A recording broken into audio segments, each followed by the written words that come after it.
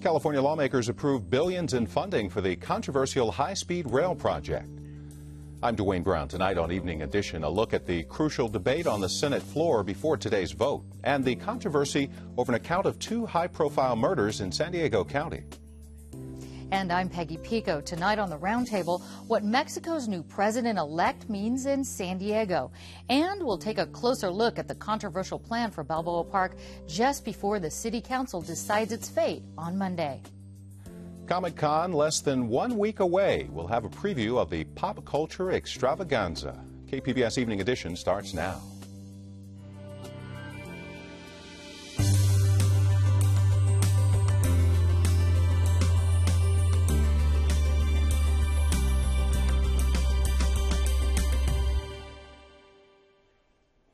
Hello, good evening. Thanks for joining us. A new report says there may be a problem with financing a proposed underground parking garage in Balboa Park. A construction bond is supposed to pay for nearly half the project, with the bond getting paid off through parking revenues. The city expects to make more than $1 million a year from parking fees, but San Diego's independent budget analyst says the revenue could be a lot less if people bypass the garage in favor of free parking a little farther away. The garage is part of a larger plan San Diego City Council will consider on Monday. Peggy Pico will have more on this story at the Roundtable in just a few minutes. A crucial vote in the state Senate keeps California's high-speed rail project on track. Lawmakers approved billions of dollars in construction funding for the first 130 miles of the high-speed rail project. It would eventually connect San Diego, Los Angeles, and San Francisco by bullet train. The State Assembly approved the $2.6 billion in financing on Thursday, and late this afternoon, the State Senate gave its blessing on a 21-16 party line vote, just hours before adjourning for a month-long recess. San Diego Senator Juan Vargas. And so do I have faith then that California can move forward and build this fast train, this super fast train, this bullet train? I do. And I don't think that the small-town undertakers can dig fast enough to bury it. Lawmakers faced a Friday deadline to approve the funds or possibly lose matching federal dollars. Some Democrats were skeptical the $66 billion project will ever be built. Few Republican lawmakers support the plan. It's been heavily lobbied by Governor Brown and labor unions as a way to bring higher-paying jobs into the state. A new field poll says President Obama has a strong lead over Mitt Romney among California voters.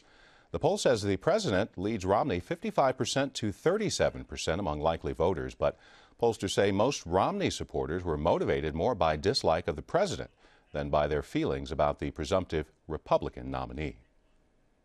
The newest report on the economy tonight shows unemployment holding steady at 8.2%. Romney says the number is unacceptably high. 80,000 jobs were created in May. President Obama says it's a step in the right direction.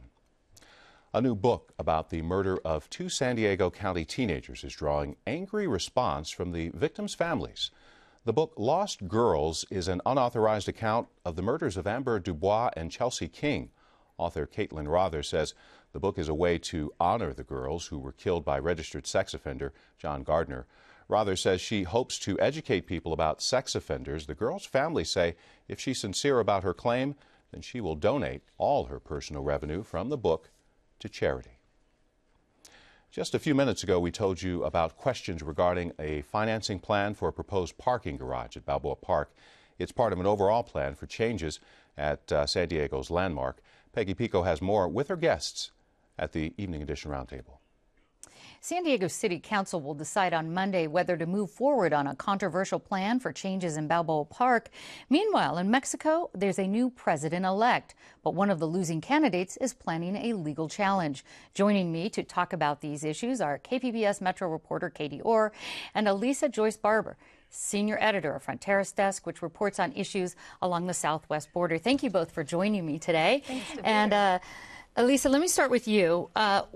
There was a recount. More than half the votes. What is the challenge on this? Why didn't it go smoothly? Well, there was widespread allegations of fraud and vote buying. Nothing absolutely proven. As you said, there's going to be a challenge mounted later this week. It turns out that the leading candidate, Enrique Peña Nieto, he won, they say, 38% of the vote. But the second contender, this Andres Manuel Lopez Obrador, he had 31%. It was very close. But there was a lot of evidence out there, student groups and civic organizations saying that millions, perhaps at least thousands of gift cards to grocery stores were given out to people. And it's obviously against the law to say, you take this card and vote for the PRI. But it's buying votes. But apparently the PRI, that's the allegation out there, not proven. The PRI, the candidate who won the election is from the PRI, the Institutional Revolutionary Party that ruled Mexico for 70 years up until 2000. And they were long known as a party that had a lot of corruption and had a lot of vote buying and fraud like this. About the challenge to this, has it happened before? It seems like with the corruption charges, this has happened. Well, especially this particular candidate. He ran against Felipe Calderón in 2006. He narrowly lost the election then, and in fact, he has never conceded that he lost the election. So these allegations of fraud, it goes on a lot in these Mexican elections. How qualified is since he's not with the former party, how qualified is the new president to do this job? Does he have a history? Well, he was the governor of Mexico, and a very popular governor. He is considered kind of the new guard. He paints himself as the new guard of the PRI. He promises that he's not the old PRI, again, that ran Mexico for 70 years as kind of an authoritarian, autocratic party, a lot of cronyism. He's a businessman. He's a politician. He's very sleek. His wife apparently is one of the most famous soap opera stars in Mexico. So he's a popular, kind of sexy candidate. I think American politicians like him. They think that they can work with him, and he has pledged to kind of maintain a lot of the same policies that has kept trade very robust between our country and Mexico. The real issue is what he's going to do about security. Okay, and that's something we'll come back to, but I want to get to Katie. So you're no stranger to politics, and I have a question about this redevelopment going on, or the plan anyway, for Balboa Park. Is it a political issue? Because Mayor Sanders supports it, right? The development... Right? So yeah, I believe it is a political issue to some extent. This is one of the projects that Mayor Sanders is hoping at least gets off the ground before his term ends at the end of the year, sort of one of those legacy projects, perhaps. You know, he can say he was in office when they voted to go forward and revamp Balboa Park, but it really is a controversial project too, and so there are a lot of council members who are sort of keeping their cards close to their chest, not letting anyone know really how they're going to go on it. I think the vote on Monday will be pretty close. Okay, take a look at what we're seeing, the rendition of this plan. So can you basically tell me what the plan is? So the plan that is being proposed by Dr. Irwin Jacobs and his committee would be to make an access road off of the Cabrillo Bridge, the bridge that crosses the 163 to get into Balboa Park. It would be to make an access road right off the eastern end of that and make cars go around the south side of the Museum of Man. They could drop off anyone with a disability or handicap in that parking lot, and then they would continue on down to a parking structure that they want to build behind the Organ Pavilion. It would be an underground parking structure with a park on top. And you could park there for $5 for 5 hours, or you could keep going and park in a free lot, one of the other lots around Balboa Park, which they would not charge And that for. was some of the discussion. There is still going to be a free lot. We're really only talking about removing one free lot. This would be the only lot that you would have to pay for, although that, you know, a lot of people say you've never had to pay to park in Balboa Park. It's one of the nice things about it. They don't like that you would have to start paying, but again, it's just this one lot. All the other lots, like by Inspiration Point, would still be free, and they have free trams that you can take to get into the park. Outside of the money side of it, as far as for the people who would be attending the park, Irwin Jacobs, philanthropist, he has said he's going to contribute to this. Tell me about the financial situation and who would be paying for this. Well, he is heading up the Plaza de Panama committee, and they have said the total cost for the project would be about $35 million. $14 million of that or so would be for the parking garage, which the city would cover by taking out bonds. The rest of it, so the $20 million that remains, this committee is trying to raise money to cover that. Dr. Jacobs has not said how much he would contribute to the project, but it's thought that he would make a contribution toward it, you know, maybe perhaps cover anything that they don't raise. And I'm not aware of how far along they are in that process toward the fundraising, but then the revenue from the parking would go to pay off the city's bonds to pay for that. And then after the parking garage is paid off, they would use that money for the upkeep of the park. Right, and they'd keep the money coming as far as in through the parking. On Monday, yes, if it doesn't go through, what are the alternatives? Well, there are, I believe it's 13 plans that technically the City Council can consider on Monday, because there were 13 alternatives looked at in the environmental impact report. However, the only one that has money associated with it at this current time is the plan we were just looking at on the monitors. So if they choose to go another way, they might have to find another way to fund it. And they could choose not to do anything. They don't have to do anything. They could keep everything the way it is. But there's pretty much a consensus that people want to get the cars out of the middle of the park, and they would like it to happen by 2015, which is the centennial of the park. Right. And so, Lisa, I have to ask you this. Is Fronteras covering any of this? Does this impact people who are in San Diego, who have been here, who know the history of the park? Balboa Park is a huge tourist attraction in San Diego, and our stations are throughout the Southwest. And believe me, if you were in Phoenix right now, you'd want to be in San Diego because it's 106 degrees. So I think people would be very interested in this story. We have not covered it yet because it still seems a little inside baseball, kind of, arguing about what we're going to do. I think once we as a city decide what we're going to do, it will be very interesting. Yeah, especially the historic part. I wanted to come back to you, Katie. So the historic part about the Cabrillo Bridge being moved, would that affect the historic standing of the park and in general? It depends on who you talk to. There are preservationists locally in Sacramento and in Washington, D.C. who say if you make these changes, the entire historic designation of the park is at risk. People I've talked to at the city say, no, that's not. It's very hard to lose your historic designation. You have to make significant changes, and they don't believe that this qualifies as a significant change. So I was talking to a councilman today, Todd Gloria, who said certainly it's not something you want to lose, but it's really not clear what would happen to that. Very briefly, because we have very little time left, I wanted to get back to the presidential elections. How will this affect, or do you think this will affect really seriously anything in San Diego as far as the real issue is the security? Obviously, the last 10 years in Mexico, President Calderon has initiated this war on drugs, and there's been a huge escalation of violence in the northern border cities in Mexico. Not so much Tijuana in recent years, but of course Juarez and all along the border, and which has vastly impacted our ability to go into Mexico and just basically the back and forth that used to be a very commonplace thing along the border. So if there's something that this new president will do that will actually reduce that sense of violence and the sense of the cartels, the drug cartels really controlling the northern border areas, that will have a huge impact on our life, I think. Well, we will see on both of these issues. Lisa and Katie, thank you so much for being here. Glad to be here.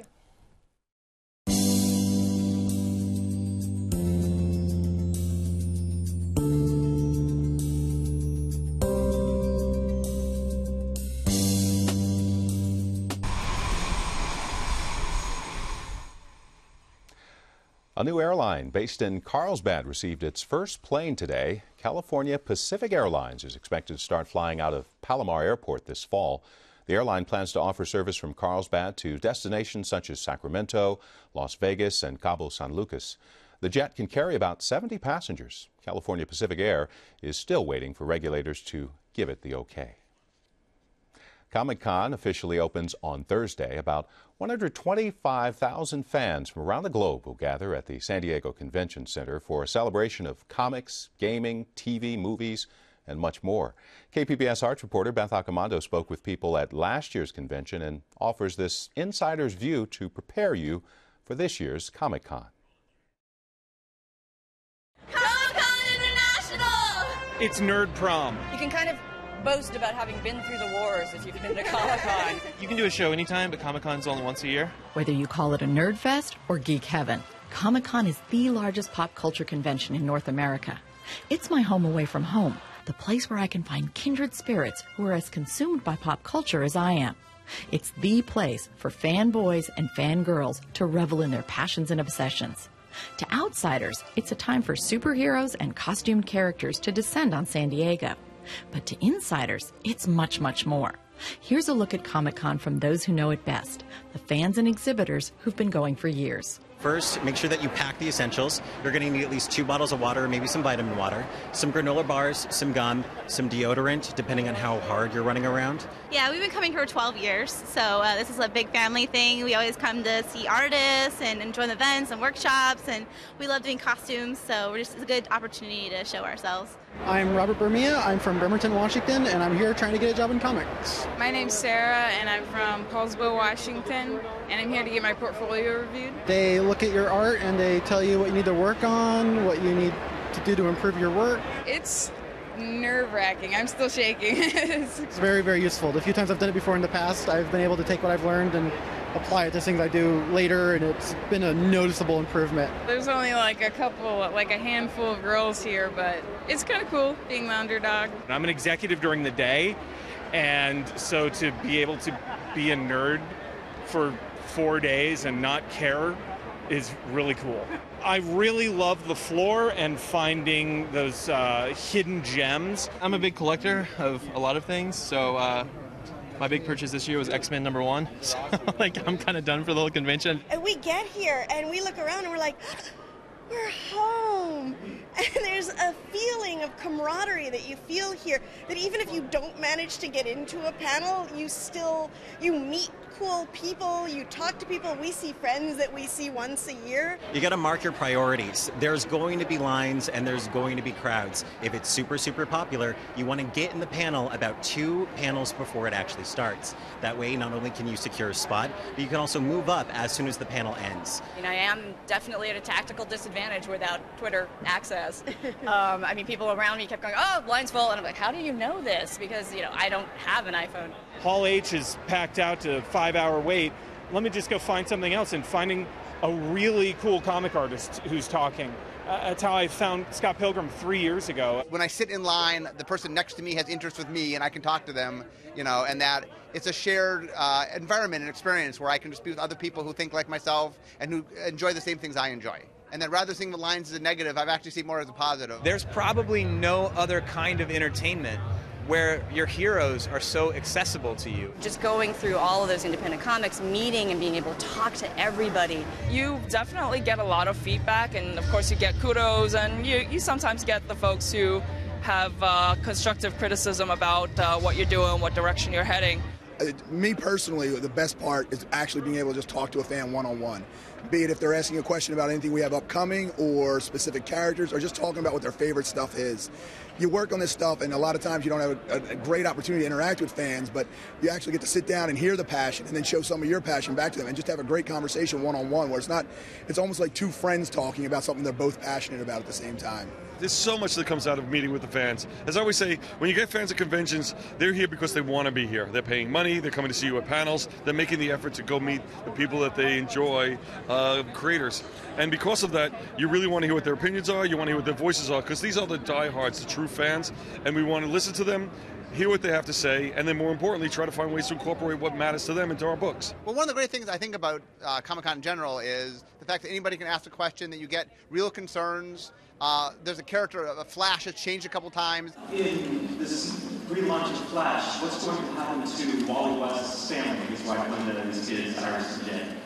You try to give the answer the best you can. You try to be as respectful as you can, but you want to have as much fun as you can too. But you want to be respectful because this is something so important for them that they got up online and asked that question. Thing is that Comic-Con is, it's really become the epicenter of pop culture. It's not only just comics anymore on many levels, which we're not only a publisher anymore. Our company has evolved over the last 5 or 6 years from strictly just a publishing and a consumer products company to now where we're doing the theatrical and we're doing television, video games. There's so much happening and so much changing that the industry changes along with the convention. I have a son. He's 4 months. He and his mother came yesterday to preview night, and he wore his Batman onesie. And this is an environment I want him to grow up in a world that's at times pretty harsh. The idea of bringing your kid up in an environment where, oh, you like that? I like that too. Let's go be friends is awesome.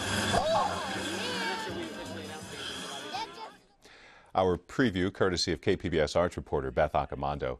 Comic-Con kicks off with a preview night Wednesday and runs through July 15th. No tickets, by the way, will be available on site because the event sold out months ago.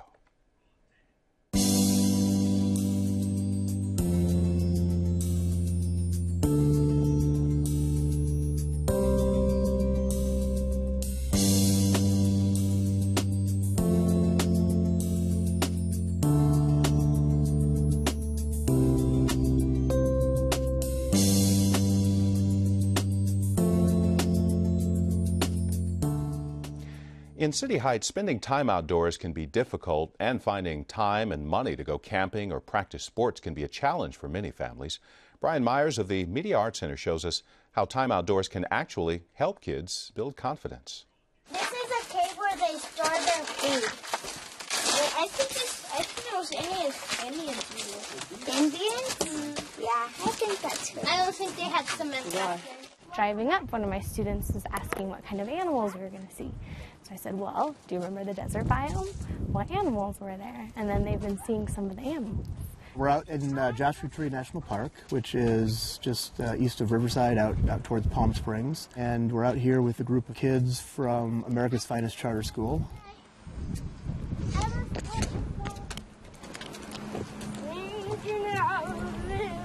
Sierra Club contacted our school, and they have this program called Inner City Outings. It's an outreach program of the Sierra Club that is primarily geared towards inner city youth that don't have the opportunity to get out and see nature. You even find some that have never been to the beach and been to the ocean. Some of the kids, they know about as far as the local grocery store, their church, their school, their friend's house, the local park, their community center. They've never been outside of that boundary.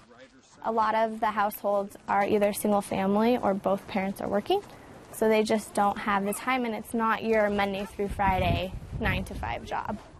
I grew up in City Heights, so pretty much, I mean, that's the same thing that my mom did. You know, she pretty much just worked constantly, and we didn't really do a lot of outings, you know, so I wanted to be different with my kids, and, you know, so they can be more well-rounded and see different things. So we'll pretty much climb all the way to the top, and sometimes we go to places where we haven't been.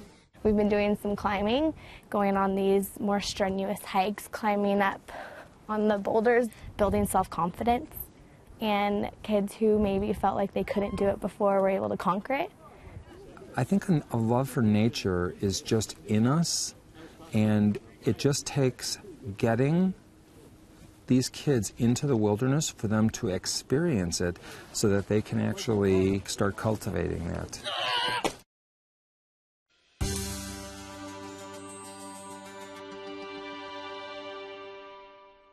Tonight in the public square, it appears from the many comments we received, the lifeguards' proposal to use giant rocks instead of ropes to segregate seals from sunbathers at La Jolla Children's Pool sank in the sea of public opinion.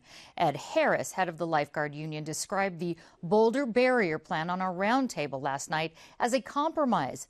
But that's not how Frankie saw it. He wrote, his idea is preposterous, moving boulders around on the beach seasonally, bulldozing sand for an annual cleaning, ridiculous and profoundly intrusive.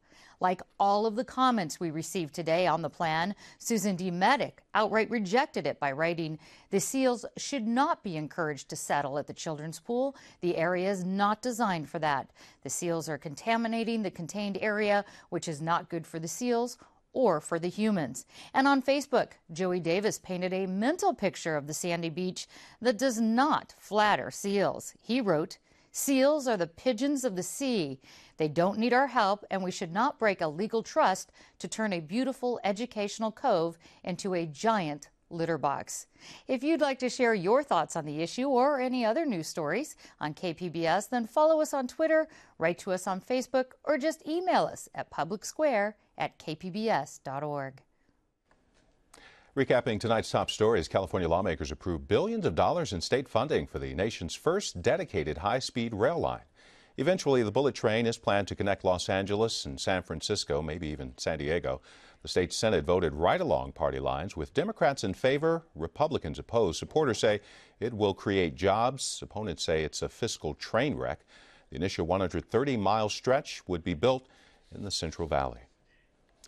A new field poll gives President Obama a strong lead over Mitt Romney among California voters. The poll shows the president leads Romney 55% to 37% among likely voters.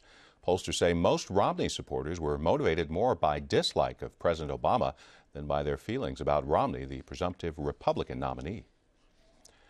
The newest report on the economy shows unemployment holding steady at 8.2%. Romney says the number is unacceptably high. 80,000 jobs were created in May. President Obama says it's a step in the right direction.